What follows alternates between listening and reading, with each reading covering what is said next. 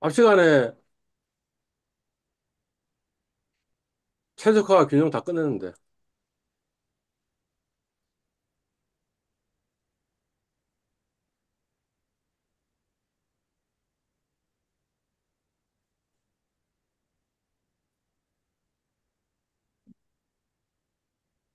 이 문제 풀 수 있겠어요?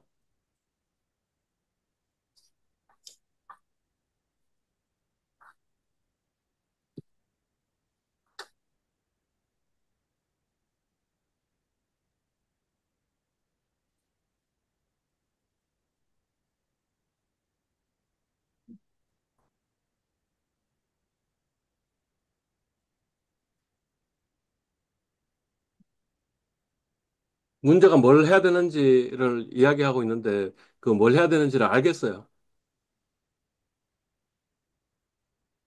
모르겠습니다. 어, 딴 사람들은요. 잘 모르겠습니다. 모르겠습니다. 김윤 씨는 네, 저도 잘 어, 모르겠습니다. 그 답변을 좀 즉각적으로 해달라고 제가 지금 두 번째 부탁하고 있습니다. 음. 동영상 앞에 동영상 다 보셨어요? 네, 네, 나머지 두 사람은 채권 뒤로는 아직 잘 못 봤습니다. 음. 김윤 씨는 다 네, 봤습니다. 다 봤어. 어, 그거 따라서 그대로 한번 해봤어? 해봤어요? 한 번 해봤습니다. 해보니까 이제 할 수 있겠대. 네, 근데 왜 이걸 모르겠다는 거야? 그렇잖아. 어. 단지 확장된 거는 뭐냐면 나라가 두 나라로 나눠졌다는 거 빼놓고는 똑같은 문제인데, 앞에 문제하고, 요 문제하고, 그 다음에 요 문제하고 똑같은 문제인데, 왜 모르겠다는 거야, 김민주 씨.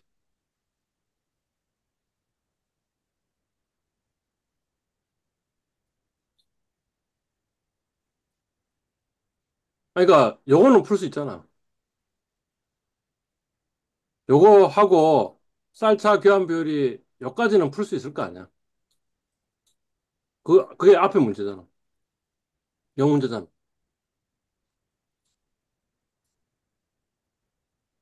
그죠? 예. 그 다음에 역시 마찬가지로 이 문제도 풀 수 있잖아. 여기까지는.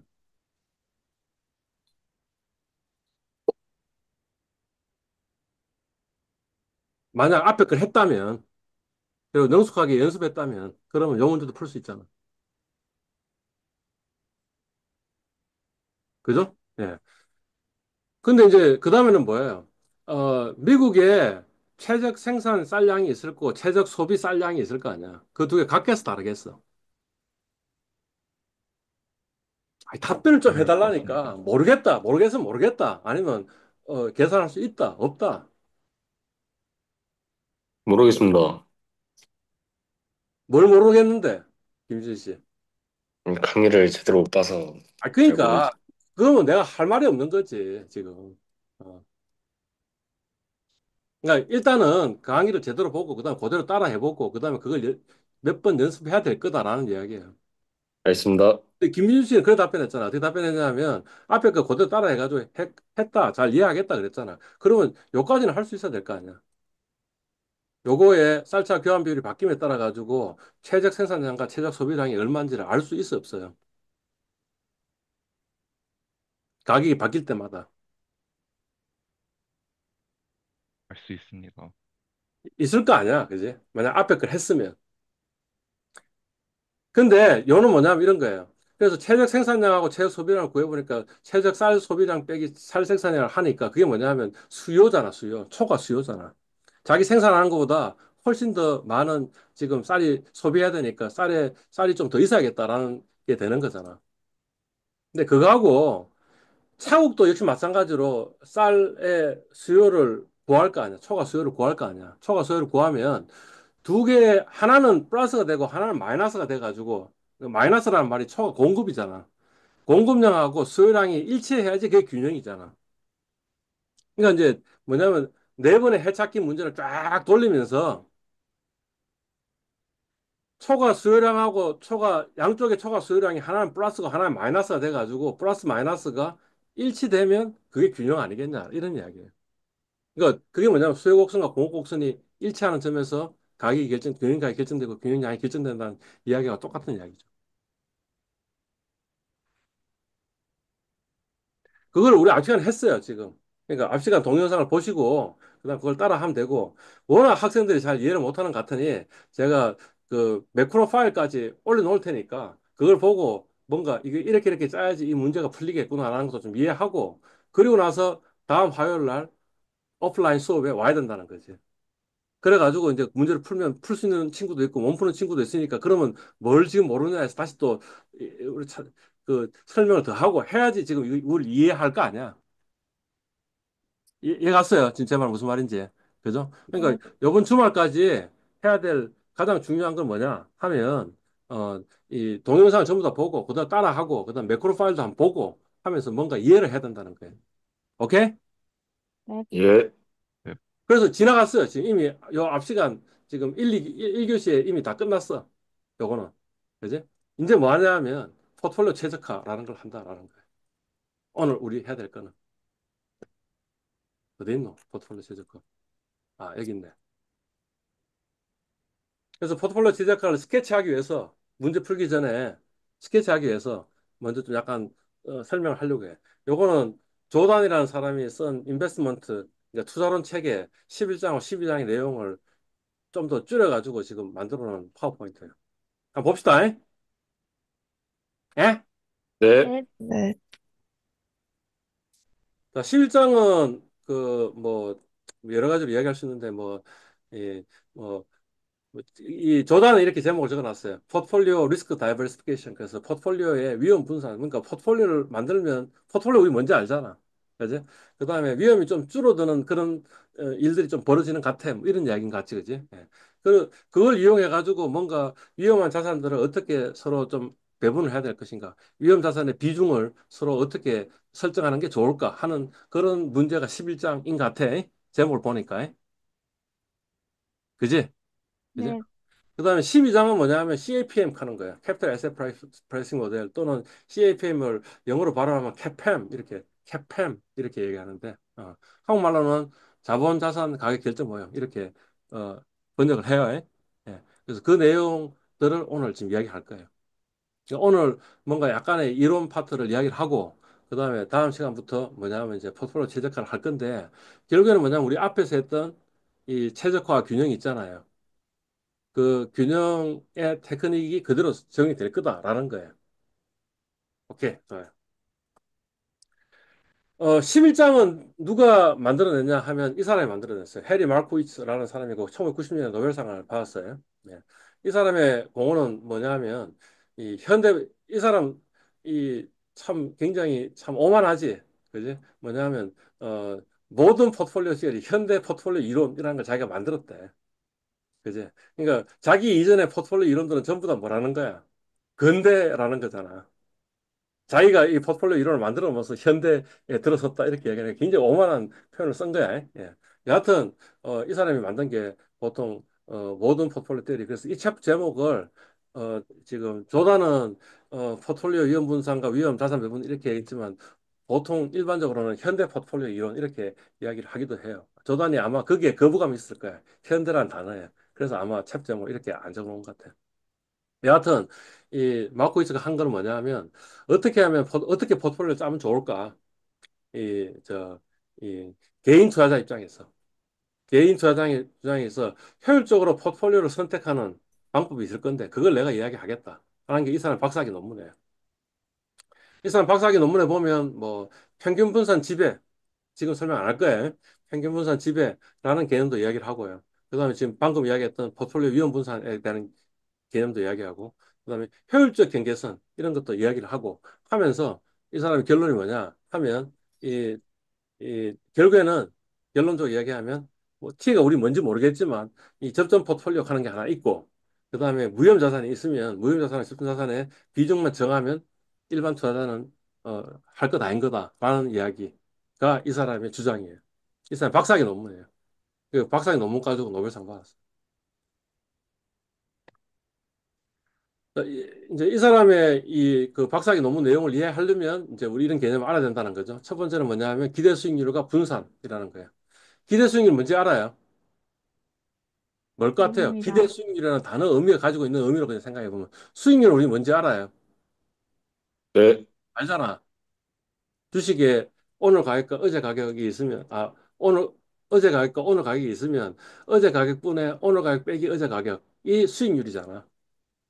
그지? 근데 여기 앞에 단어가 뭐가 붙었어요? 기대라는 말이 붙었어요. 그러니까 이거는 뭐냐면 사전적인 개념인 것 같아. 아직 일어나지 않아서 오늘 이 시점에서 오늘부터 내일까지의 수익률을 이야기하자고. 그럼 그건 일어난 일이야, 안 일어난 일이야? 내일 가격이 뭔지 모르잖아. 그지? 안 일어난 일이야. 그런데 그래도 그거의 평균적인 수익률은 어느 정도일지를 알 수 있지 않을까라는 거죠. 그게 뭐냐면 기대 수익률이라는 개념이에요. 분산은 뭔지 알아요? 까먹었습니다. 어, 분산이 뭔지는 지금 방금 조금 이따 얘기할 거고, 그지? 그래서 기대 수익률과 분산이라는 개념을 좀 알아야겠다 이런 거죠, 그죠? 예. 그래서 지금 1이 뭐냐면 이 확률 분포로부터 잘못 적었다. 확률 분포입니다. 확률 분포.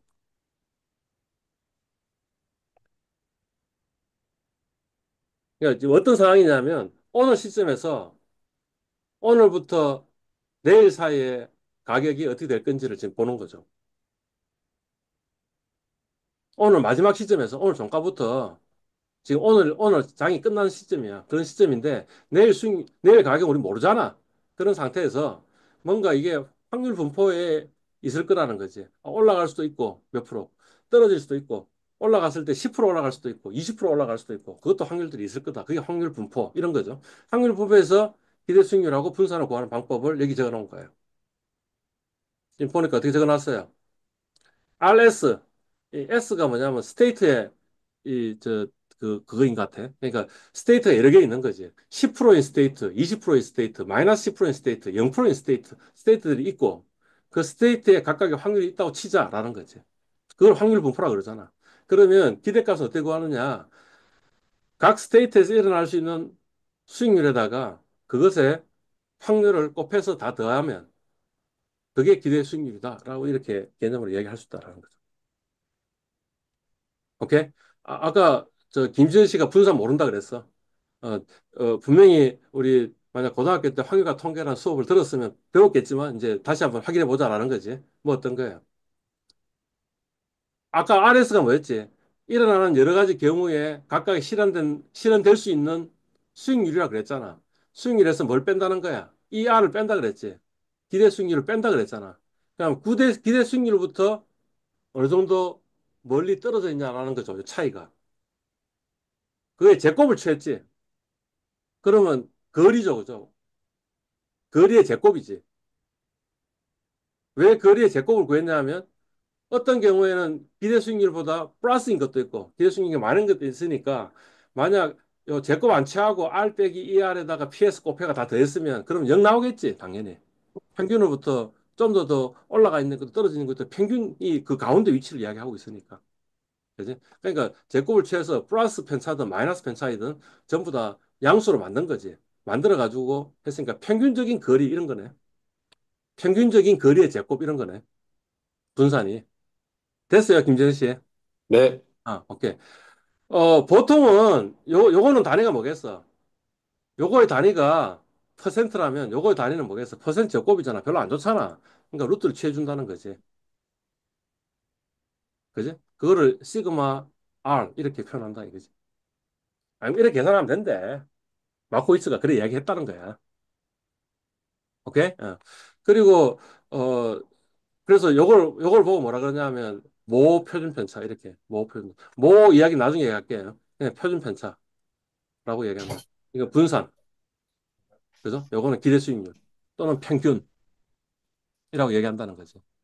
전부 다 여기에는 모 평균, 모 분산, 모 표준 편차 이렇게 모자가 붙어야 되는데 모자 얘기는 조금 이따 얘기하고. 됐어요?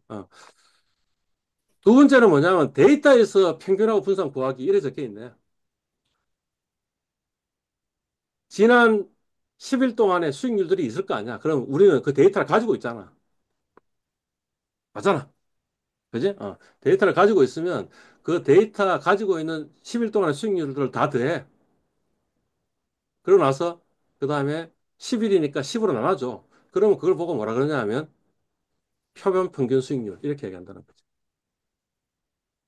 어, 그러니까 모 분산하고 지금 표본 분산이 좀 비스무리하다는 느낌이 들어요. 여기서 S는 뭐냐면 every state였는데 every 일어날 수 있는 상태였는데 요번에는 뭐예요? every time이잖아. 10일 동안 있으니까 every time이고 여기는 그 모 평균이 나왔는데 여기는 뭐야? 표본 평균이 나왔고 표본 평균에서 평균적으로 떨어져 있는 거리의 제곱을 구하고 그 다음에 그러면 요게 t분의 1이니까 이것도 t분의 1이 돼야 될 것 같아. 하여튼 이유는 뭔지 모르겠지만 t 빼기 1분의 1로 해준대. 그러니까 대략 비스무리하잖아. 지금 모 분산하고 표본 분산이 좀 비스무리하다 이런 생각이 드는 거지. 그죠? 그리고 역시 마찬가지로 뭐예요? 모 표준 편차는 모 분산을 루트 취했듯이 뭐예요? 루트 취하니까 단위가 뭐 어떻게 되겠어? 이제 이것도 퍼센트 이렇게 되겠지. 그죠? 그리고 이걸 보고 뭐라 한다고? 표본 표준 편차, 샘플 스탠더드 데비에이션 이렇게 얘기해요. 그러니까 지금 그 뭐 어떤 생각을 하고 있냐면 이런 생각을 하고 있는 거야.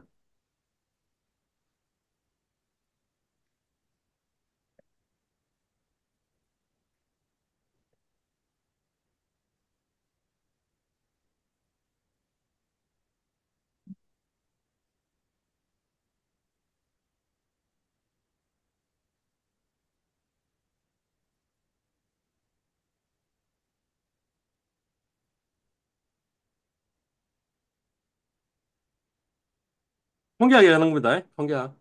어. 뭐냐면 우리가 알고 싶은 세상은 뭐냐면 이 모집단이야, 모집단. 파퓰레이션 하면 모집단이야, 모집단. 여기 지금 파퓰레이션 적어놨잖아. 모집단 이렇게 얘기하는 거고요. 어, 우리는 사실 데이터를 가지고 있지. 그러면 요 데이터들은 뭐냐면 샘플이다, 표본이다라고 생각하는 거예요.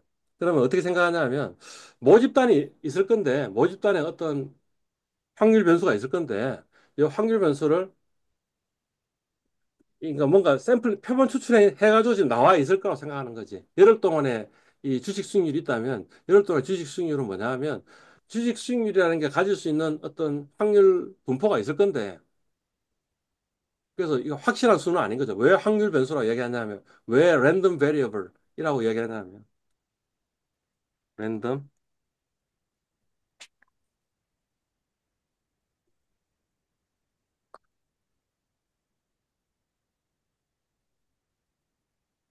랜덤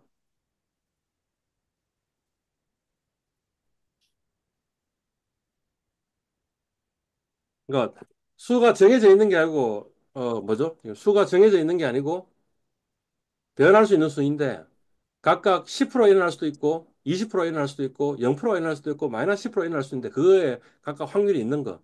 그게 지금 우리가 알고 싶은 세상인데 확률 변수인데 실제로 우리가 알고 있는 거는 뭐가 있어요? 그냥 데이터만 가지고 있는 거지. 열흘 동안에 일별 수익률만 가지고 있는 거지.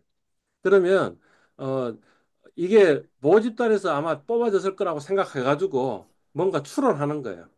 실제 모집단의 세상에는 평균은 X바 이 표본 평균으로 계산한다. 그 다음 뭐예요? S 스퀘어를 가지고 표본 분산을 가지고 뭐예요? 모 분산을 한번 추론해 보겠다라는 생각이 있는 거예요. 근데 여하튼 뭐냐면 확률 분포가 있으면 사전적이라면 그러면 기대 수익률과 분산, 모분산이라고 이야기하면 되고 그 다음 뭐예요? 데이터라면 표면 평균, 그 다음 포함 분산, 표면 평균자 이렇게 얘기하면 된다라는 거예요. 하여튼 이렇게 계산하면 돼요. 우리 배울 거야. 계산 어떻게 하는지 배울 거니까 신경 쓰지 마. 어. 심지어는 요 함수식도 몰라도 돼. 왜냐하면 엑셀에 함수식이 있겠지. 그래서 함수식으로 계산하면 돼. 됐나요? 네. 오케이.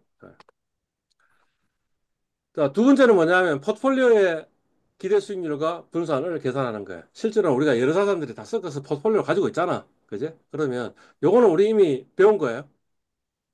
포트폴리오의 수익률은 개별 자산의 수익률의 가중평균이다. 우리 첫 번째 챕터에서 배웠잖아. 그지? 근데 비슷한 규칙이 포트폴리오의 기대 수익률에 대해서도 역시 마찬가지로 적용된다. 라는 이야기예요. 지금 뭐예요? 포트폴리오에 기대 수익률은 개별 자산의 기대 수익률의 가중평균입니다. 왜 그래야 되는지는 지금 제가 설명 안 해요. 그죠? 그냥 이렇게 돼 있다라고 그냥 생각하시라는 거지. 오케이? 세 번째 뭐냐, 포트폴리오 베리언스인데, 포트폴리오 베리언스는 약간 좀 골치 아파. 이렇게 돼. 포트폴리오에 이게 지금 분산이잖아. 포트폴리오 분산은 첫 번째 자산의 분산, 두 번째 자산의 분산. 거기에 지금 여기는 웨이트가 꼽혀졌는데 여기는 뭐예요? 웨이트에 제곱이 꼽혀져 있지. 여기까지만 있으면 괜찮은데 여기다 또 뭐가 붙어 있는 거야? 요런 게 하나 붙어 있네. 요런 걸 보고 뭐라 그러냐면 공분산이라 그래. 어. 공분산의 정의가 뭐고 뭐 이런 것들은 몰라도 돼 지금. 그냥 공분산 계산한 공식도 나중에 우리 엑셀 함수로 알 거니까 있으면 공분산에다가 첫 번째 웨이트, 두 번째 웨이트를 곱해줘서 곱하기 2를 해야지만 포트폴리오에 분산이 나온다. 이런 이야기예요. 이런 공식이래. 그죠? 예. 오케이. 여기는 약간 표현을 다르게 해놨네. 어, 첫 번째에 표준편차, 두 번째 표준편차, 그 다음에 뭐예요? 첫 번째와 두 번째 상관계수, 로 원, 투라고 하면 상관계수, 상관계수. 콜레이션 하는 거야. 콜레이션 데피니션이 뭐냐 하면 공분산을 각각의 표준편차로 나눠주는 건데. 그냥 머릿속에 갖고 있는 거는 이 정도 개념만 지금 현재 갖고 있으면 돼요. 뭐 어떤 개념을 갖고 있냐면 공분사는 X 변수와 Y 변수가 평균에서 평균적으로 어떻게 떨어져 있냐라는 거예요. 그 다음에 이 상관계수는 뭐냐 하면 이 공분사에 좀 안 좋은 면이 있어요. 이를테면 이런 거예요. 코끼리하고 개미의 키의 상관계수를 구했어. 그러면 코끼리의 키는 얼마일까? 단위가 미터야. 좋은 예가 아니네. 자. 코끼리의 몸무게와 키의 상관계수를 구하고 개미의 키와 몸무게 상관계수를 구했다 쳐봐. 그러면 코끼리의 몸무게의 단위는 뭐겠어? 톤이겠지. 그 다음에 키는 단위가 뭐겠어? 미터겠지. 그러니까 공분산의 이 단위는 뭐가 되겠어요? 톤 곱하기 미터. 굉장히 큰 수지.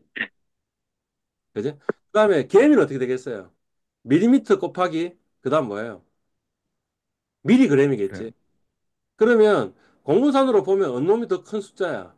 코끼리의 키와 몸무게의 공분산이 훨씬 더 클 거 아니야. 그지? 그렇지만 몸무게 키가 같이 움직이는 정도는 사실은 그 단위는 없어져야 될 것 같잖아. 그래서 단위를 없앤 거예요, 지금 여기 보니까. 만약 각각의 표준편차로 나눠주면 키의 표준편차, 몸무게 표준편차니까 이게 어떻게 돼? 톤, 단위가 톤이고 이것도 뭐예요? 단위가 미터 아니야. 요게 톤 미터였는데 톤 미터로 나눠졌으니까 단위가 없겠지. 유니프리겠지. 그러면 비로소 뭐예요?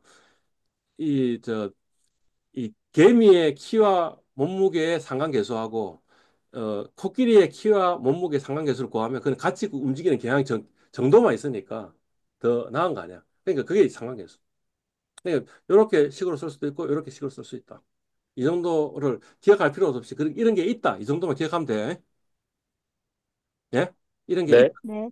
어차피 이 수식을 이용해 가지고 문제를 풀면 되니까. 그건 노트 필기에 있을 거니까. 그리고 왜 이게 이래 되냐 하는 거는 우리가 2학년, 3학년 때 수학을 배우면 배울 거니까. 그냥 넘어갑니다. 네, 자, 이거 이제 해리 마코이스가 한 이야기예요. X축에다가 편편차를 놔둬놓고 Y축에다가 기대수익률을 놔둬놓으니까 그러니까 만약 자산 A하고 자산 B가 표준편차하고 기대수익률이 있으면 점을 찍을 수 있잖아. 그 다음에 그게 포트폴리오를 구성해 보니까 포트폴리오가 만약 상한계수가 1이면 상한계수가 1이란 말이면 두 개가 완벽하게 같이 움직이는 경향이 있는 거예요. 완벽하게 같이 움직이면 그러면 이렇게 직선 형태로 포트폴리오에 궤적이 나타납디다라는 거예요. 보통은 상관계수가 1이거나 마이너스 1 사이에 있을 거예요. 이를테면 상관계수가 0이라면 그럼 어떤 일이 벌어지냐면 이런 식으로 왼쪽으로 가더라는 거죠. 그 다음에 상관계수가 마이너스 1이면 이렇게 꺾은 선으로 나타납디다. 자, 여하튼 보니까 지금 점점 요 상관계수가 1인 거에 비해서 점점 어떻게 되는 것 같아요? 좀 왼쪽으로 가는 것 같잖아. 그죠? 예. 근데 왼쪽으로 간다는 말이 무슨 말일까? 지금 X축이 뭐라고요? X축이 뭐라 표준편차. 그랬어? 표준편차라 그랬잖아. 그러니까 마코이츠는 표준편차를 뭐로 해석했냐면 위험으로 해석한 거야. 표준편차하는 게 평균으로부터 평균적으로 떨어져 있는 그였잖아. 그러니까 어떤 자산이 표준편차가 10%다라는 거는 뭐냐? 평균이면 0이면 플러스 10%가 되거나 마이너스 10%가 될 확률이 68%입니다. 만약 정규분포이면 이런 거거든. 근데 어떤 자산이 표준편차가 5%다라는 건 만약 평균이 0이라면 플러스 5% 마이너스 5%이면 될 확률이 68%입니다. 이렇게 얘기하는 것과 똑같아. 정규분포이면. 그러니까 그 말이 무슨 말이에요? 표준편차가 작으면 작을수록 뭔가 이 평균에서 떨어져 평균 근처에 있을 가능성이 높고 표준편차가 크면 평균에서 멀잖아. 그러니까 표준편차가 크면 그걸 더 위험하다라고 생각한 거예요. 막고 있어는. 그죠? 그러면 위험한 게 좋아요? 위험 안 한 게 좋아요? 여러분 위험을 좋아해요? 싫어해요? 싫어합니다. 공감합니다. 싫어하지. 그러니까 그 말은 무슨 말이에요? 왼쪽으로 가면 갈수록 좋다는 이야기잖아. 그지? 평균은 높으면 높을수록 좋아요, 나빠요? 좋습니다. 좋아요. 좋잖아. 그지? 그러니까 위쪽으로 가면 갈수록 좋고, 그 다음에 왼쪽으로 가면 갈수록 좋은 거 아니냐, 이런 거지. 근데 이제 지금 이야기가 이런 거잖아. 만약 상관계수는, 두 자산의 상관계수는 항상 상관계수는 마이너스 1에서 1 사이에 있어요. 무조건. 그죠? 근데 완벽하게 상관계수가 1이라면, 완벽하게 같이 간다면, 그러면 사실은 A하고 B하고 쭉 끈 직선이고, 그거는 뭐냐 하면, 그거는 A의 표준편차와 평균, B의 표준편차 평균의 프로퍼티를 그냥 그대로 가지는 거지. 근데 만약 상관계수 0이면 요 직선에 비해서 약간 왼쪽으로 갔잖아. 그러니까 뭐야? 위험이 조금 줄어들잖아. 이걸 보고 뭐라 그러냐? 포트폴리오 위험 분산 효과라고 마쿠이츠는 이야기했다라는 거야. 그리고 상관계수가 마이너스 1이면 어떤 일이 벌어지느냐 하면 어떤 일이 벌어진 거예요? 지금 아예 위험을 제로로 만들어줄 수도 있겠다라는 이야기인 거죠. 상관계수가 마이너스 1이라는 게 뭐냐면 두 개가 완벽하게 반대로 움직이는 거. 그래서 완벽하게 감도로 움직이면 한 놈이 마이너스일 때 딴 놈이 플러스가 돼가지고 0을 만들어주고 또 다른 놈이 마이너스일 때 딴 놈이 플러스가 돼서 0으로 만들어줘서 위험을 빵으로 만들어주는 게 가능합니다라고 이야기해요. 그러니까 대략은 알아요. 지금 우리가 투자는 공부하는 게 아니고 이 포트폴리오 최적화를 어떻게 하는지를 공부하는데 배경 지식을 이야기하기 위해서 지금 이야기하는 거니까. 대략은 알아요. 오케이? 네. 자, 그런 겁니다. 어, 실제로 상관계수가 1이거나 마이너스 1인 경우는 없어요. 그러면 좋게. 예, 그죠? 그런 경우는 없고, 대개의 경우는 상관계수가 마이너스에서 1 사이에 있으니 뭔가 포트폴리오 위험 분산 효과가 좀 있는 거예요. 있는 거고, 어, 이제 뭐 실제 데이터로 그려도 마찬가지 그림이 나타나는데, 이거는 뭐냐 하면 그냥 주식을 100% 가지고 있는 거죠. 요거는 뭐냐 하면 채권을 100% 갖고 있는 거예요. 대개의 경우에 주식은 좀 더 위험하잖아. 대신에 기대 수익률도 높아. 채권은 위험은 좀 적어. 대신에 기대수익도 낮아. 이런 건데. 근데 어떻게 되는 거야, 지금? 이렇게. 상한계수가 1도 아니고 마이너스 1도 아니고 마이너스 1과 1 사이에 있으니까 이런 식의 궤적을 나타내더라는 거지. 그럼 뭐예요? 요 직선에 비해서는 약간 더 왼쪽으로 갔잖아. 라는 거죠. 심지어는 뭐예요? 채권의 위험보다도 더 낮고 주식의 위험보다 더 나은 그런 위험도를 달성할 수 있는 거죠. 위험을 좀 줄였잖아. 그래서 그걸 보고 뭐라 그러냐? 포트폴리오 리스크 다이버시피케이션, 포트폴리오 위험 분산 효과라고 이렇게 얘기한다. 라는 이야기에 예. 요즘 이것들 중에 가장 지금 위험이 가장 작은 거 있죠. 그걸 보고 뭐라 그러냐면 최소 분산 포트폴리오, 최소 분산 포트폴리오 이렇게 이야기한다라는 거죠. 그냥 용어예요.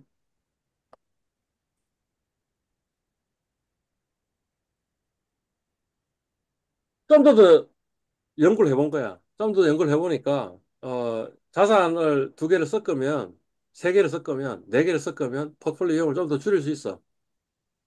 줄일 수 있는데 아무리 많이 자산을 섞어도 줄일 수 없는 위험들도 있는 것 같아라는 거지. 그게 지금 이 첫 번째 이야기예요. 예. 그러면서 뭐 어떤 용어가 나왔냐면 idiosyncratic risk라는 말이 나왔고 그다음에 market risk라는 말이 나왔어요. idiosyncratic risk 하는 거는 고유 위험, 그다음에 market risk 하는 건 시장 위험 이런 거예요. 그러니까 이런 이야기. 왜 이 포트폴리오 위험 분산 효과가 일어나느냐 하면 이런 거죠. 뭐 어떤 거냐면 A 주식하고 B 주식이 완벽하게 같이 움직이질 않잖냐는 거지. 완벽하게 같이 움직이면 그게 뭐예요? 상황 계속 1인 거였잖아. 그지? 완벽하게 같이 움직이고 약간은 같이 안 움직이는 면이 있는데, 그지? 그럼 한 놈이 떨어졌을 때 딴 놈이 올라줘가지고 뭔가 위험을 줄이는 효과가 있는 거죠. 이 마이너스를 플러스로 상쇄시켜주는 위험이 있는 거죠. 그죠? 근데, 그, 삼성전자하고 L전자하고 완벽하게 같이 안 움직이겠지. 그렇지만 삼성전자가 L전자는 같이 움직이는 면이 좀 있지 않겠어? 왜냐하면 삼성전자가 L전자 둘 다 전자회사잖아. 그지? 또 하나는 뭐야? 삼성전자가 L전자 둘 다 한국 주식이잖아. 그러니까 한국이 다 올라갈 때 얘들 둘이 또 좀 같이 올라가는 경향이 있지 않겠어? 그러니까 그거는 서로 상쇄시킬 수 없는 부분이잖아. 그게 뭐냐면 시장이야. 걔만 가지고 있는 위험이 있으니까 그거는 뭐예요? L전자, 삼성전자 다 따로 움직이는 부분이 있으니 그 부분은 상쇄될 거 아니냐라는 거죠. 달리 이야기하면 기업 특유의 위험 또는 비체계적 위험 뭐 또 달리 뭐예요? 분산 가능한 위험. 이거는 포트폴리오를 섞으면 섞을수록 위험을 줄일 수 있는데 섞고 섞더라도 같이 움직이는 파트가 있는데 그 파트는 어차피 상쇄 안 된다라는 거죠. 그래서 그걸 공통위험, 세계적 위험, 분산 불가능 위험 이렇게 부른다라는 거죠. 그죠? 그 다음에 또 하나 우리가 발견한 사실은 뭐냐면 이런 거죠. 이 상관계수가 작으면 작을수록 분산 효과가 더 커진다는 걸 이미 지금 여기서 본 거죠. 여기서 본 거죠. 1일 때는 분산 효과가 없어. 그지? 1보다 작기만 하면 분산 효과가 생겨. 그렇지만 상관계수가 마이너스 1이면 더 커져. 이렇게 얘기한 거죠. 뭐 이것도 이제 이야기한 거고요. 방금 이야기했던 거를 다시 그래프로 그려보면 이렇게 되는 거죠. 한 개 있을 때는 위험이 굉장히 큰데, 그죠? 10개가 되면 위험이 줄어드는 거죠. 이디오싱크 리스크가 서로 상쇄돼가지고, 분산돼가지고. 그죠? 예. 근데 아무리 많이 섞으면 섞어도 뭔가 극한이 있는 것 같다는 거지. 그죠? 요 파트를 보고 뭐예요? 분산 불가능한 위험. 이 줄어드는 부분을 보고 분산 가능한 위험. 이렇게 이야기한다는 거죠.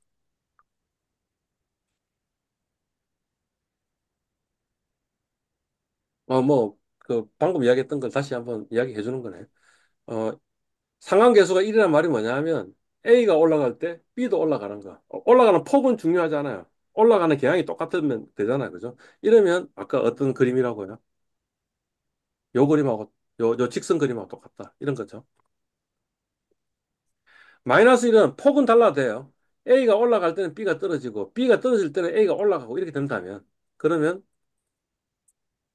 이런 게 가능하다.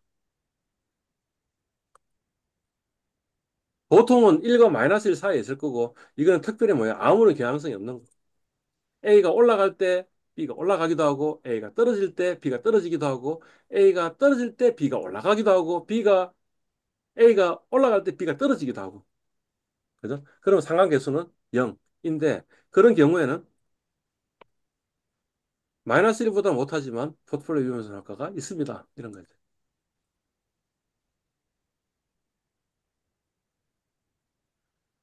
어, 그래서 이제 마코이스가 한 이야기가 뭐냐면 이런 겁니다. 첫 번째로 한 이야기는 뭔가 이, 이왕이면 평균이 높았으면 좋겠어. 이왕이면 분산, 표준 편차가 좀 작았으면 좋겠어. 그래서 동일한 평균 하에서 표준 편차가 작은 놈이 좀 더 좋은 자산이야. 또는 동일한 표준 편차 안에서 평균이 좀 더 높은 놈이 좋은 자산이야. 그걸 보고 뭐냐면 평균 분산 지배 원리. 이렇게 이야기를 했고요. 그죠? 그 다음에 포트폴리오 위험분산 효과가 있으니까 그러면 섞으면 섞을수록 조금 더 왼쪽으로 가니까 그러면 가장 많이 섞어서 가장 왼쪽으로 간 놈도 찾아보자라는 거죠. 그걸 보고 뭐라 그러냐면 효율 적정 개선이라고 이야기를 한 거죠. 자, 그런 이야기입니다. 뭐 어떤 거예요? 자산을 요거하고 요거만 섞으면 요렇게 섞일 거고, 요거하고 요거하고 섞으면 요렇게 섞일 거고, 요거하고 요거하고 섞이면 요렇게 섞일 거니까, 그러면 하나, 둘, 셋을 다 한꺼번에 섞으면 어떻게 될까라는 걸 해보니, 그걸 전부 다 했을 때 가장 왼쪽으로 가는 어떤 선을 그을 수 있겠죠. 그걸 보고 뭐라 그러냐면, 최소 분산선. 주어진 평균 하에서 가장 분산을 최소화시키는 선들. 그게 최소 미니멈 베리언스 프론티어라고 이야기를 했고요. 그 중에 표준 편차가 가장 작은 어떤 점을 하나 찍을 수 있는데 그걸 보고 글로벌 미니멈 베리언스 포트폴리오, 글로벌 최소 분산 포트폴리오라고 이야기를 할 수 있고,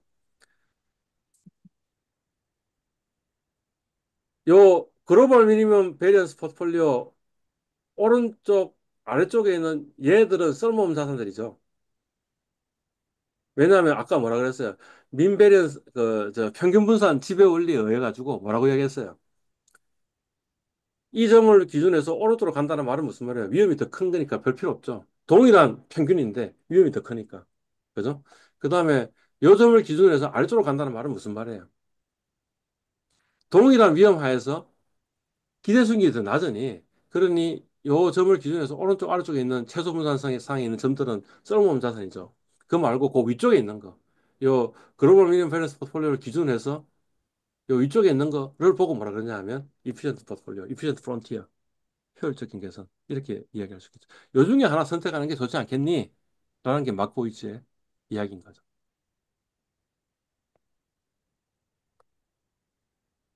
그 이야기입니다. 그 이야기.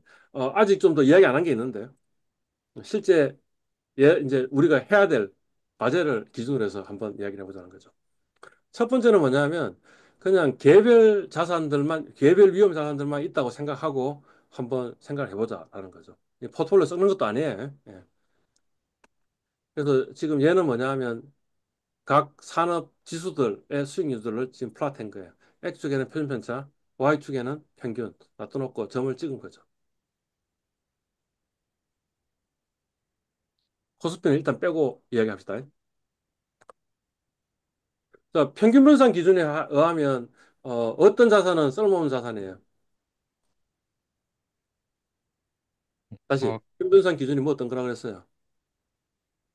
이왕이면 평균이 더 높았으면 좋겠어.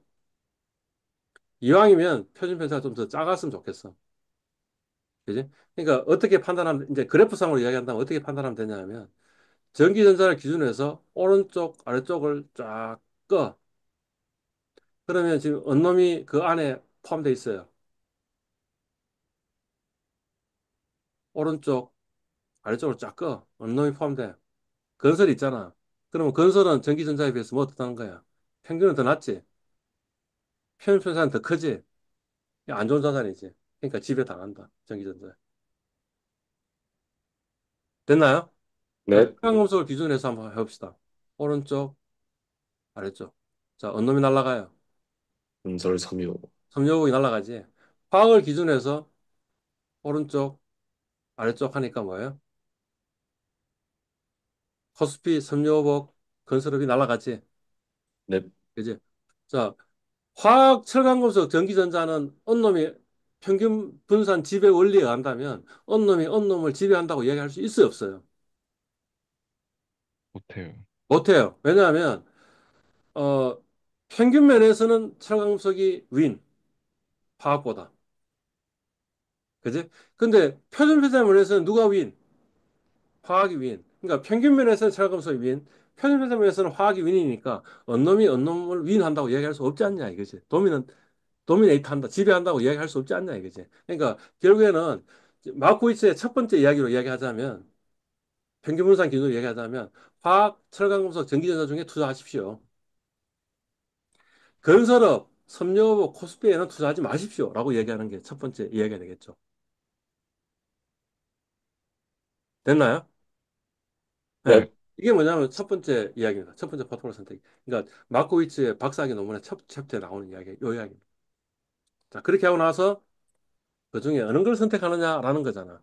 자, 화학, 철강, 금속, 전기전자를 선택하는데 그것 중에 선택하는 거는 무차별 곡선하고 그 점하고 연결하는 섬의 무차별 곡선이 왼쪽 이쪽에 있으면 그걸 선택하라는 게 마코이츠의 첫 번째 챕터의 두 번째 절의 이야기입니다. 에이, 우리 저 무차별 곡선 배웠잖아. X축이 뭐지? 사과. Y축이 바나나. 그럼 무차별 곡선 어떻게 생겼어? 이렇게 생기지 않았어?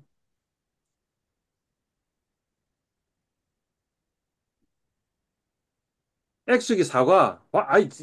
이전에 한 건데. X축이 사과, Y축이 배면 그러면 무차별 곡선이 이렇게 생기지 않았냐고. 예, 맞죠? 네. 어라? 여기는 무차별 곡선이 이렇게 생겼는데. 어째 이래? 어. 사과는 많이 먹으면 많이 먹을수록 좋아요. 네. 그래서 우리 사과를 보고 뭐라 그러냐면 굿즈라고 이야기해요. 굿즈. 그죠? 예. 그 다음에 배는 많이 먹으면 많이 먹을수록 좋아요. 네. 굿즈는. 그러니까 뭐냐면 지금 사과하고 배가 둘 다 굿즈잖아. 그럴 때는 무차별 곡선이 어떻게 생겼다가 원점에 대해서 볼록하다 이렇게 돼. 오케이? 예. 평균은 많이 먹으면 많이 먹을수록 좋아요, 나빠요. 좋아요. 그러니까 평균은 굿즈야. 오케이? 근데 표준편차는 많이 먹으면 많이 먹을수록 좋아요, 아니면 나빠요. 나빠요. 그러니까 표준편차는 굿즈가 아니고 뭐예요? 배째, 배째. 어, 굿즈를 한국말로 번역하면 뭐라고 번역해요? 재화라고 번역하잖아. 그지? 그다음 배츠는 뭐라고 번역하냐면 비재화 이렇게 번역해요. 배츠. 그러니까 많이 먹으면 많이 먹으면 안 좋은 거. 그지? 그러면 이렇게 생각하세요. 여기가 원점이라고 생각하세요. 올라가면 올라가서 좋아요. 굿즈. 왼쪽으로 가면 갈수록 좋아요. 그러니까 요걸 원점이라고 하면 요게 굿즈잖아. 그지? 그리고 무차별 곡선 어떻게 생겼다 해서 원점에서 멀어지면 멀어질수록 좋다 그러지 않았어? 그지? 그러니까 이것도 굿즈 되는 거죠. 이걸 원점으로 한다면 이게 배츠인데 요걸 원점으로 한다면 요게 굿즈잖아. 그지? 그러니까 뭐냐면 요 철강금속을 지나가는 무차별 곡선, 전기전자를 지나가는 무차별 곡선을 쫙 그어놓고 어느 무차별 곡선이 원점에서 더 멀리 떨어져 있어. 어느 놈이야? 화학이야. 그러니까 화학을 선택해라. 이래 되는 거지. 이런 무차별 곡선을 갖고 있다면. 그지? 무차별 곡선이 이렇게 좀 서 있는 무차별 곡선도 있을 수 있어. 그 다음에 무차별 곡선이 이렇게 누워 있는 무차별 곡선도 있을 수 있어. 좀 더 누워 있는. 누워 있는 사람은 어느 걸 선택해? 어느 놈이 원점보다 더 멀리 있어. 전기전자 멀리 있지. 그러니까 전기전자를 선택하는 거고. 이렇게 서 있는 사람은 뭐예요? 화학을 선택하는 거. 이렇게 되는 거죠. 자, 그게 첫 번째 스토리. 맞고 있지. 됐나요? 네. 응. 맞고 있지. 두 번째 이야기는 뭐냐면 이런 겁니다. 아까 우리 앞에서 보니까 포트폴리오 위험분산 효과에서 섞으면 섞을수록 좋다 그랬잖아. 그지? 그리고 이왕이면 전부 다 섞어가지고 주어진 평균에서 가장 편입해서 작아지는 점들을 연결한 선, 그게 최소 분산선이라 그러는데 최소 분산선에 하면 그게 좀 더 이 투자 기회 집합이 늘어난 거 아니야? 라는 거지. 자, 봐봐요. 아까 화학, 철강금속, 전기전자가 민밸런스 도미넌스에 의해 가지고 좋다고 얘기했는데 그거보다 더 좋은 놈이 있어요, 없어요? 이놈이 더 좋지 않아요?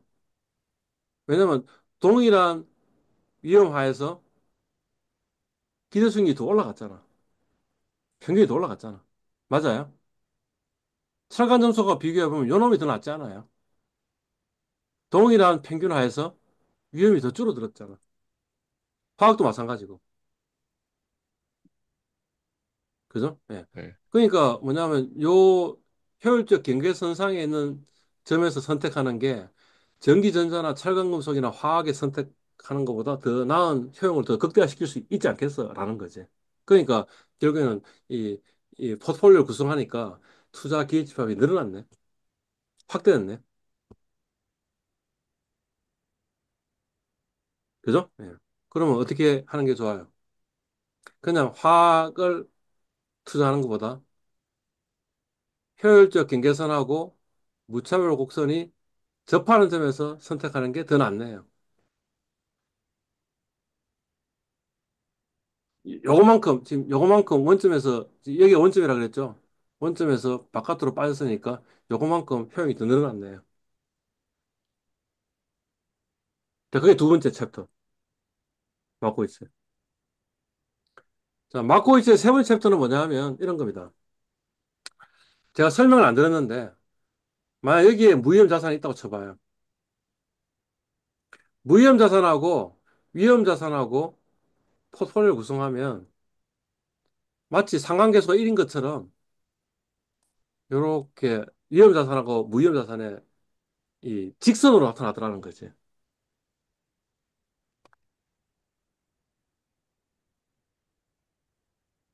이거는 지금 위험 자산 두 개인데 이런 직선으로 나타나는 거지.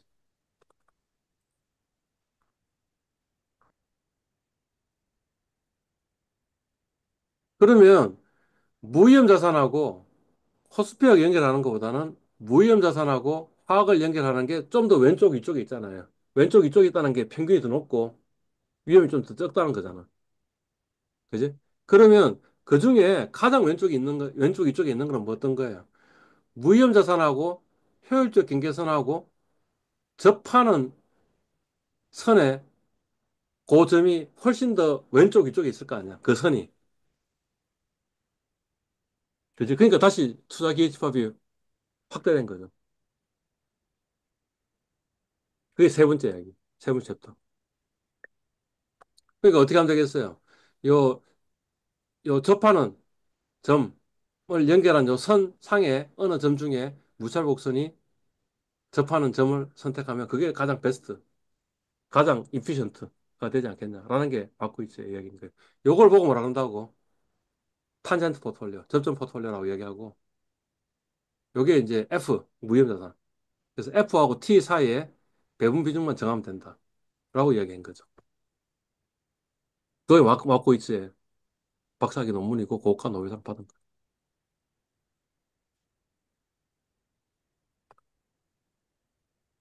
자, 정리해 보겠습니다. 예. 마코이츠의 포트폴리오 선택 이론은 뭐 어떤 거냐 하면 개별 투자자, 개인 투자자 입장에서 효용 극대화하는 게 뭐 어떤 거냐라는 이야기를 한 거예요. 이거 왜.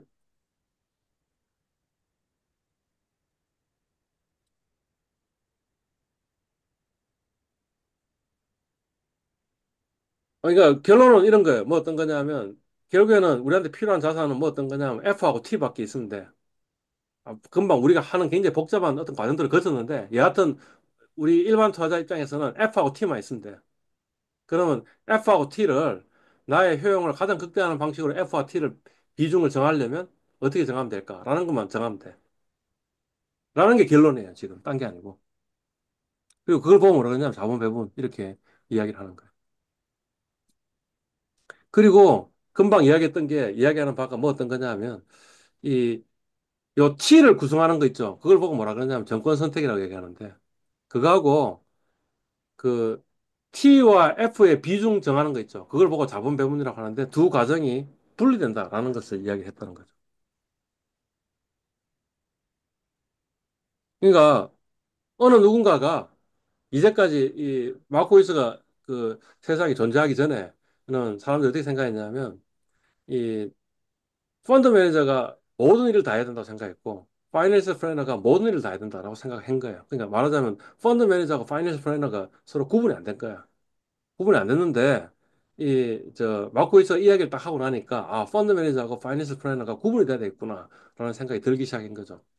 그러니까 말하자면 정권 선택 T를 만들어내는 건 누가 해야 되냐 하면 펀드 매니저가 해야 되는 거야. 일단 우리가 펀드 매니저를 믿는다면 우리 펀드 매니저 우리한테 제공한 게 T라고만 믿는다면 그러면 뭐예요? 우리는 그냥 그 T라고 믿고 F하고 T의 비중만 정하면 돼. 그 비중도 우리 잘 못 정해. 우리 정하기 힘들어. 그지? 그러니까 뭐냐면 FP 같은 사람이 나타나 가지고 당신은 무형 자산을 90% 투자하시고 위험 자산은 10%만 투자하시는 게 좋겠습니다라고 이렇게 이야기해 주면 그대로 하는 거야. 아니면 당신은 위험 자산은 90% 하시고 무형 자산은 한 10% 정도 투자하시면 됩니다 하면 그대로 하면 되는 거야. 그거 공고해 주는 게 파이낸셜 플래너. 그러니까 그 마코이츠가 세상에 나타나기 전에는 이 펀드 매니저가 파이낸셜 플래너 일을 하고 있었고 파이낸셜 플래너가 펀드 매니저 일을 하고 있어. 예를 들자면 이런 거예요. 혼합형 펀드 하는 거 들어봤어요, 혹시? 아니요. 혼합형 펀드 들어봤습니다. 뭐냐면 주식하고 채권의 비중을 혼합해 있는 펀드를 혼합형 펀드라 그래요. 그래서 지금 우리나라의 혼합형 펀드 보면 뭐 좀, 그러니까 100% 주식형도 있잖아요. 그런데 80% 주식형도 있고요. 그럼 나머지 20%는 뭐예요? 채권형. 60% 주식형도 있고, 그 다음에 뭐 40% 주식형도 있고, 20% 주식형도 있고, 100% 채권형도 있고, 이렇게 펀드가 있는 거야. 그지? 근데 마코이츠 이야기가 의한다면 뭐 어떤 거야? 그냥 주식형 펀드하고 채권형 펀드 두 개만 있으면 됩니다. 이런 이야기잖아. 지금 했던 이야기가. 왜냐하면 주식형 펀드는 탄젠트 포트폴리오에 되고, 그 다음 최근의 펀드는 무위험 자산이어야 되고, 그러면 우리는 어떻게 하면 되겠어? 파이낸스 플래너의 조언을 다 들어가지고, 주식형 펀드 80%, 최근의 펀드 20% 이렇게 투자하면 끝나는 거야. 그러면 사실은 펀드 매니저는 어떻게 하면 되겠어요? 혼합 펀드 같은 거 판매할 필요가 없잖아. 그러니까 1960년대 이전에는 미국에서는 혼합 펀드가 많았는데 지금은 별로 없다는 거지. 그러니까 우리나라는 아직도 그 60년대 이전 시대에 있는 거야, 지금. 그래서 혼합 펀드가 지금도 팔리고 있는 거야. 이해 갔어요? 지금 무슨 말인지. 근데 이 이론이 이야기하는 건 뭐냐면, 이제는 채권형 펀드 하나, 주식형 펀드 하나가 있습니다. 근데 사실 이런 이슈는 있는 거죠. 무수히 많은 사람들이 주식형 펀드를 우리한테 제공한다고 나온 거야. 펀드들이 있는 거야. 근데 그 중에 어놈이 T야. 몰라. 그지? 그러니까 뭘 하고 있는 거야. 파이낸셜 플래너가. 아, 제가 저 회사에서 만들어진 펀드가 T입니다. 라고 우리한테 제안을 해주는 거지. 그러니까 T 선택도 해주고 있는 거지. 그죠? 그 다음에 이 펀드 회사들은 어떻게 하고 있는 거야? 내가 만든 게 T야. 그러니까 여러 액티브 펀드들이 나와가지고 서로 경쟁을 하고 있는 거죠.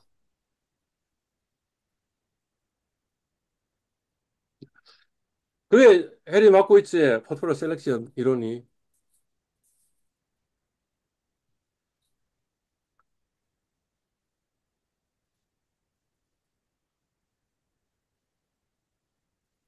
됐습니다.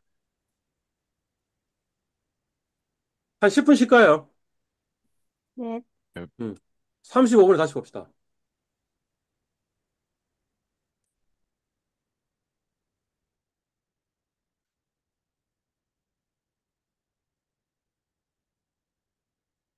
다시 시작하겠습니다.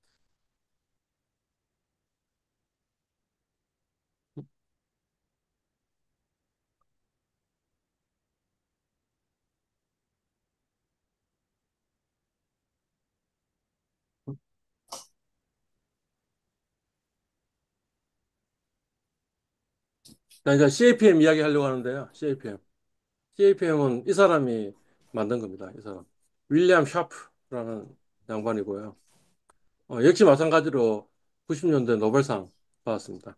CAPM, 자본자산 가격 결정 모형이라고 이야기했고, 어, 염소거지?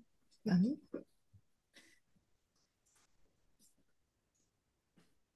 시장 균형이란 걸 집어넣은 겁니다. 시장 균형이란 걸 집어넣고요. 이 사람이 이제 그 주장한 가장 대표적인 거는 뭐냐면, 아까 우리 접점 포트폴리오 하는 게 있었는데, 마코이츠가 한 이야기가 결론은 이거잖아요. F하고 T의 비중만 정하면 된다. 일반 투자자들은. 이런 거였는데, 그 T가 만약 시장이 균형이라면, 수요와 공급이 일치하는 점이라면, 그러면 그게 시장 포트폴리오 된다. 시장 포트폴리오가 뭐냐 하면, 그냥 우리나라로 이야기하면 코스피 지수, 이렇게 생각하면 돼요. 그러니까 모든 종목을 그 시가총액 비중만큼 투자한 포트폴리오, 그게 시장 포트폴리오. 뭐, 그 말고도 이 사람이 뭐 자본시장선, 뭐 정권시장선, 베타 이런 거 이야기했는데, 그거는 지금 현재 우리 단계에서는 별로 그렇게 중요한 이야기는 아니고, 중요한 이야기는 T 이꼴 M 이렇게 이야기하는 거예요. 그러면 아까 마코이츠의 포트폴리오 선택이 어떻게 바뀌는지 한번 생각해 보자라는 거예요.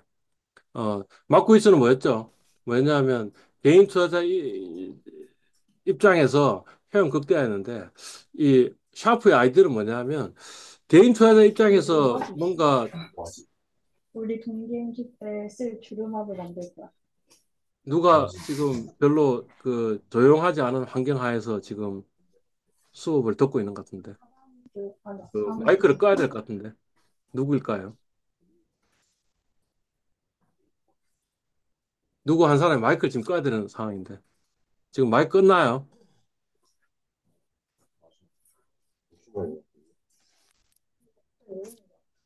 지금 그 잡음이 들리는 사람 누구예요? 예, 무슨 이야기했지?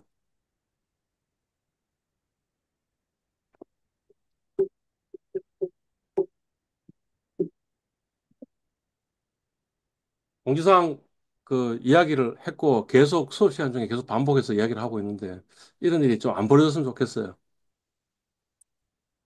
예.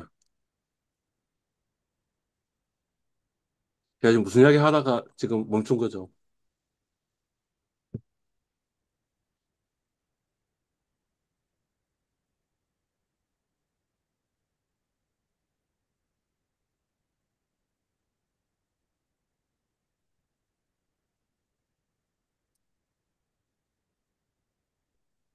어디 지금 제가 설명하다가 이야기를 멈춘 거예요.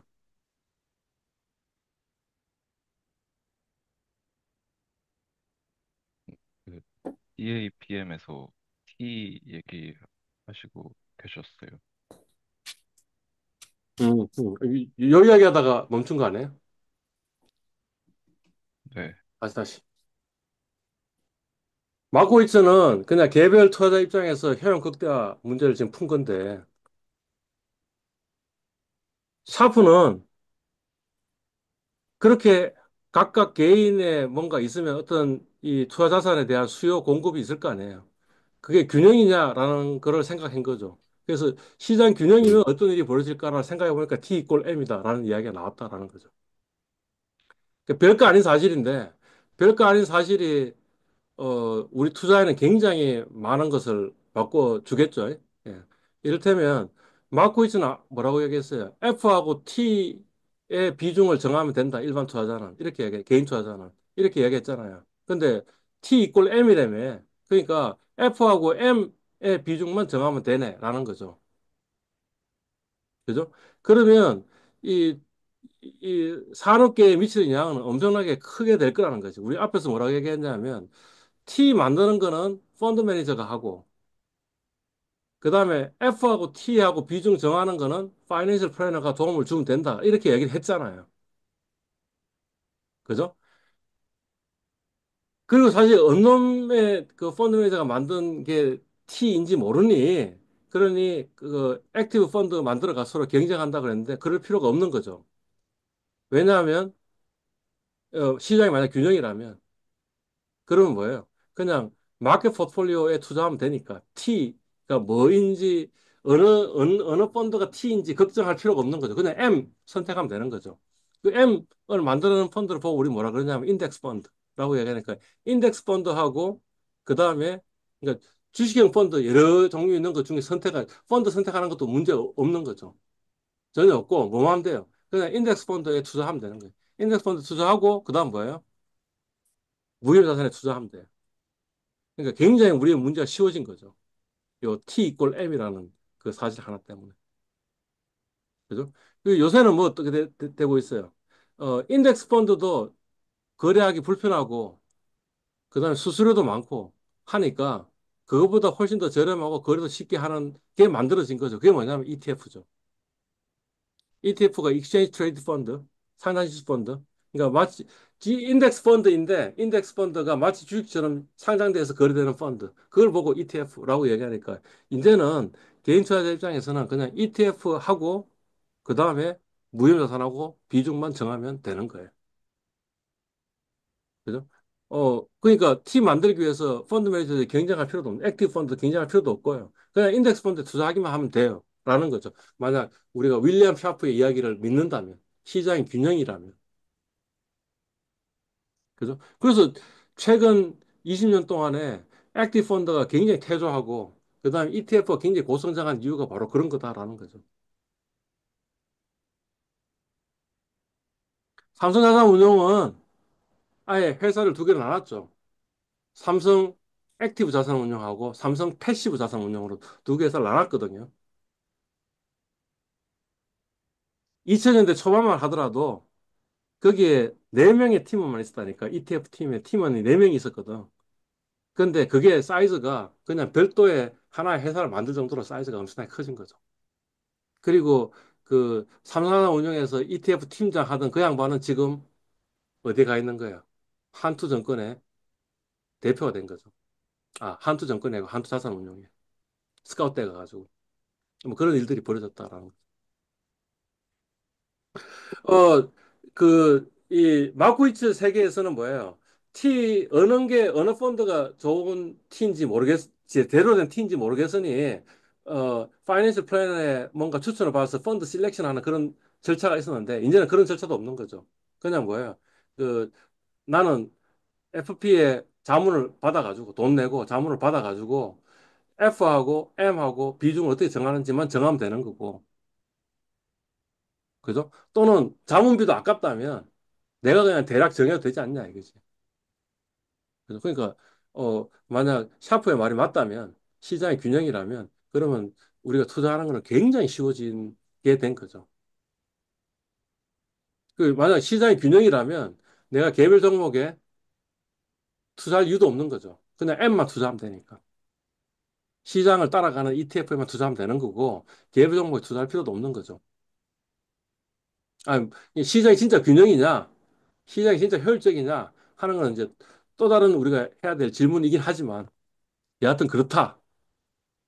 라는 거고 이게 현실을 꽤 많이 설명해 주고 있을 것이다. 그러니까 이 사람이 노벨상을 받았겠지라는 거죠. 어, 나머지는 그냥 한번 보십시오. 한번 보시고요. 음. 자, 좀 정리합시다. 레방합시다. 어, 대략 백그라운드를 이야기하기 위해서 지금 오늘 이 세션을 가졌고요. 우리한테 중요한 거는 어느 거죠?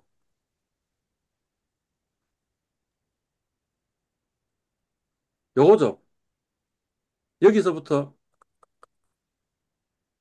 여기까지만 지금 우리가 하면 될 거란 말이죠. 우리가 지금 해야 될 일이 뭔가 하는 걸 좀 정리해 보면 이런 거죠. 일단은 개별 자산의 민하고 스탠다드비션을 구해가지고 그다음 이 그림을 그릴 수 있어야겠죠. 뭐 뭐 할 수 있을 것 같은 느낌이 드네요. 그죠?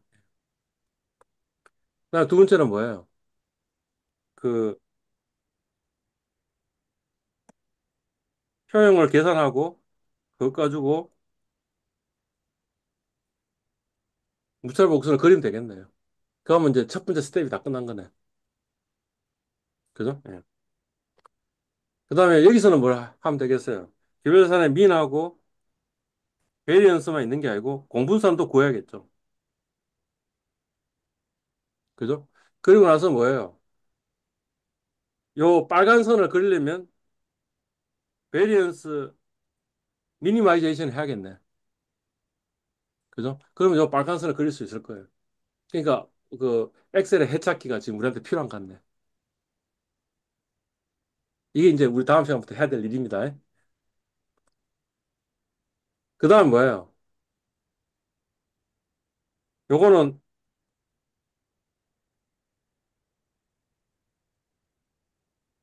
표현 극대화를 하고 그 다음에 무찰 곡선을 그려야겠네요. 그죠? 안에 들어가는 인풋은 뭐 민, 베리언스, 코베리언스 이런 것들이 들어가야 될 것 같고. 그죠? 그 다음에는 뭐예요? 이 자본 배분선하고 배분선의 기울기를 극대화시키는 거죠. 그죠? 예. 이, 이 점하고 그냥 이렇게 연결할 수 있는데 이거는 뭐냐면 기울기가 극대화된 게 아니니까 기울을 극대화시키는 일들을 하고 그래서 뭘 구하는 거예요? 탄젠트 포트폴리오 계산할 거다라는 거죠. 그죠? 그러고 나서 그 다음에는 뭐 하는 거예요? 역시 마찬가지로 효용 극대화를 하는 거죠. 어디서? 자본 배분선 상에서. F와 T를 연결한 선 상에서. 평형 극대화를 하고, 그 다음에 다시 또 무차별 곡선.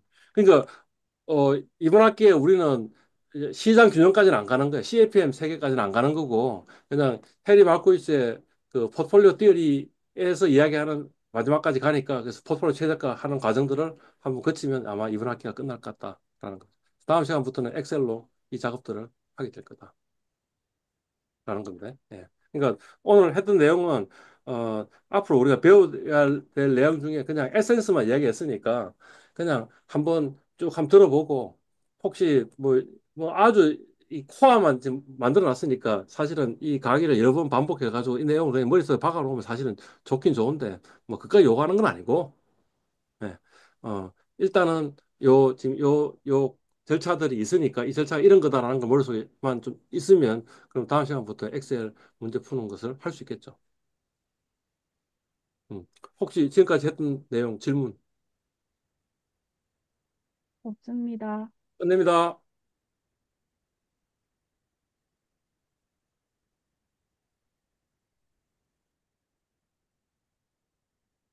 수고하셨습니다.